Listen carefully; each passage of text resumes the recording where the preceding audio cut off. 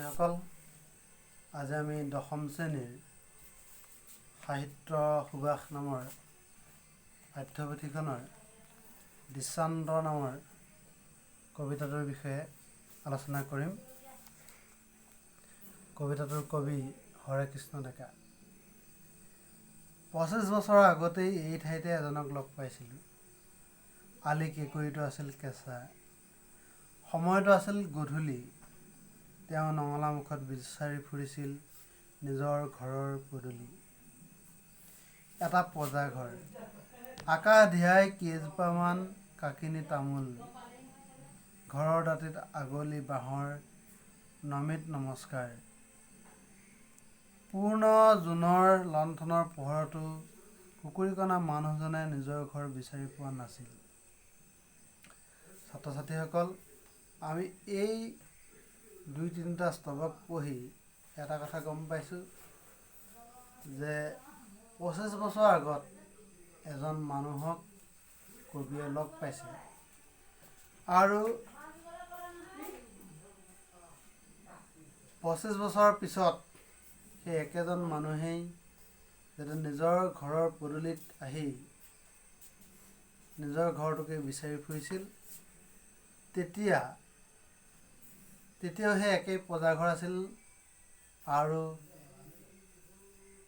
মাত্ৰ আকাশ ধিয়াই পেলাই কেইজোপামান কাকিনী তামোল ৰৈ আছিল আৰু ঘৰৰ দাঁতিৰ আগলি বাঁহৰ আগবোৰে মূৰ দোৱাই আছিল। পূৰ্ণ জোনৰ লণ্ঠনৰ পোহৰতো কুকুৰিকণা মানুহজনে নিজৰ ঘৰ বিচাৰি পোৱা নাছিল। কিন্তু সেই সময়ত জোনৰ তীব্ৰ পোহৰ আছিল, বা যিমানখিনি পোহৰ থাকিলে এটা ঘৰ চিনিব পাৰি বা নিজৰ ঘৰটো চিনিবৰ কাৰণে যিমানখিনি পোহৰ লাগে পৰ্যাপ্ত পোহৰেই আছিল, অথচ কুকুৰিকণা মানুহজনে সেইখিনি চিনি পোৱা নাছিল। ওচৰত সহায় সাৰথি কেও নাছিল। মই যেতিয়া হাতত ধৰি তেওঁক আগুৱাই দিছিলোঁ, কৈছিলোঁ, বৰ শান্তিত আছোঁ এই প্ৰজাতিত।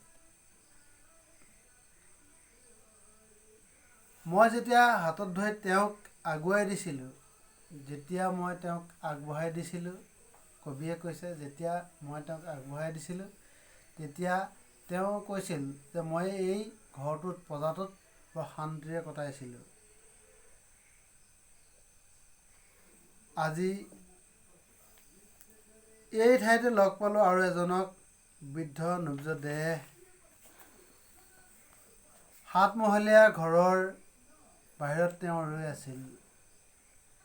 এইটো ঘৰৰ সন্মুখতে কবিয়ে আৰু এজন মানুহক লগ পালে। সেই মানুহজন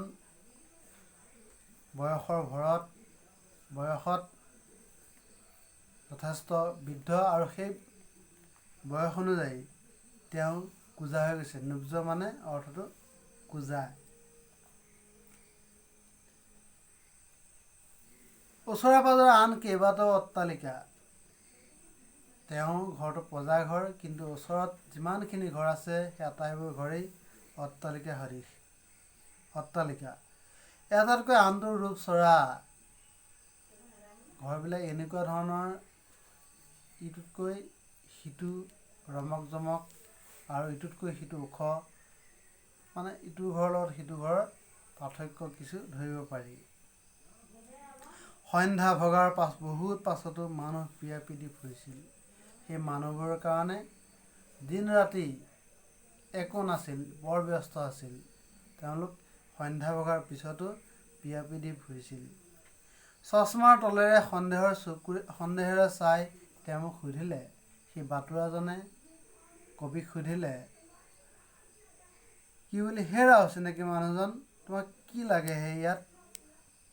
তেওঁ মোক সুধিলে, হেৰা, তোমাকতো মই চিনি পোৱা নাই, তোমাক কি লাগে ইয়াত? ভাড়াঘৰ বিচাৰি আহিছা? তোমাক ভাড়াঘৰ লাগে নেকি? মই কুবেৰৰ মহলাত ক'ত পাবা আৰু পালেও কি শান্তিত থাকিবা ইয়াত? তেওঁ সুধিছে, এই ধন কুবেৰসকলৰ ভাড়াঘৰবোৰত বিচাৰি আহিছা নেকি? এই কুবেৰসকলৰ ভাড়াঘৰত যদি বিচাৰি আহিছা, ক'ত পাবা এটা মহলা, এটা ঘৰ? আৰু যদি পোৱাও, কিবা শান্তিত থাকিব পাৰিবা জানো? কিবা শান্তি ইয়াত পাবা জানো? মৰিলে দাহ কৰিবলৈও এজন মানুহ নাই। ইয়াত সকলো মানুহেই নিঃসংগ। ইয়াত সকলো মানুহে ভৰপূৰ, জনাকীৰ্ণ যদিও ইয়াত সকলো মানুহে নিঃসংগ। ইয়াত কোনেও কাকো চিনি নাপায়। কেৱল মানুহবোৰ পিয়াপি দি ফুৰে, কেৱল মানুহ ব্যস্ত হৈ ফুৰে। ইয়াত ইজনে সিজনক সহায় কৰিবলৈ কোনো নাই। জখৰ পোৱালিহঁতে কাক কোনে চায়? সেইবিলাক জখৰ পোৱালি বুলি কৈছে। বুঢ়া মানুহজনে কৈছে যে সেইবিলাক জখৰ পোৱালি, ইহঁতে কাকো চিনি নাপায়। এই বুলি কৈ তেওঁ ৭ মহলীয়া ঘৰৰ ভিতৰলৈ সোমাই গ'ল। আৰু তেওঁ যিটো ঘৰত সোমাই গ'ল, সেই ঘৰটোৰ 7টা মহল আছে। এই কংক্ৰিটৰ হাবিখনত তেওঁক বিচাৰি নাপালোঁ। আৰু এই হাবিখনৰ মাজত, এই হাবিখন কংক্ৰিটৰ হাবি, এই হাবিখন পকা শিল ইটাৰ হাবি। এই হাবিখনত তেওঁ যি হেৰাই গ'ল, তেওঁ যি 7 মহলীয়া কোঠাৰ ভিতৰলৈ সোমাই গ'ল, সেই কোঠাৰ পিছত আৰু তেওঁক সেই ঘৰৰ ভিতৰত সোমাই যোৱাৰ পিছত তেওঁক আৰু বিচাৰি পোৱা নগ'ল। বৰ অশান্তিৰে উভতি আহিলোঁ। শেষত কবিয়ে কৈছে যে বৰ অশান্তিৰে তেওঁ উভতি আহিলে। এই কবিতাটোৰ শিৰোনাম দিয়া হৈছে দৃশ্যান্তৰ। অৰ্থাৎ ইয়াত 2টা দৃশ্যৰ অৱতাৰণা কৰা হৈছে। প্ৰথমতে 25 বছৰ আগৰ এখন চহৰ, তাত থকা মানুহবোৰ, তাৰ যিখিনি ব্যস্ততা, সেই ব্যস্ততাখিনি কবিয়ে প্ৰথম 2টামান স্তৱকত আধাখিনি সেই কথাখিনি বিচাৰিছে। কবিতাটো পূৰ্ণ পৰ্যায়ত 2টা ভাগত ভাগ কৰা হৈছে। তোমালোকে দেখিবলৈ পাবা যে প্ৰথম স্তৱকটো, প্ৰথম যিটো অংশ, সেই অংশটো 25 বছৰ আগতে আৰম্ভ হৈ এই প্ৰজাতিত শেষ হৈছে। এইখিনি অংশত এটা দৃশ্য আছে। আৰু আজি এই ঠাইতে লগ পালোঁ আৰু এজনক। সেইটো তাৰ পৰা আৰম্ভ হৈ একেবাৰে বৰ অশান্তিৰে উভতি আহিলোঁ। এই অংশটোত দ্বিতীয় এটা স্তৰ আৰম্ভ হৈছে।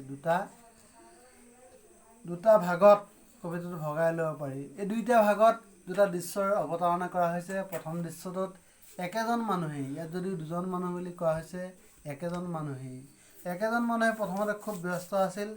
তেওঁ কুকুৰীকণা আছিল বুলি কৈছে। তেওঁক কোনেও সহায় কৰা নাছিল। সেইটো কাৰণে তেওঁ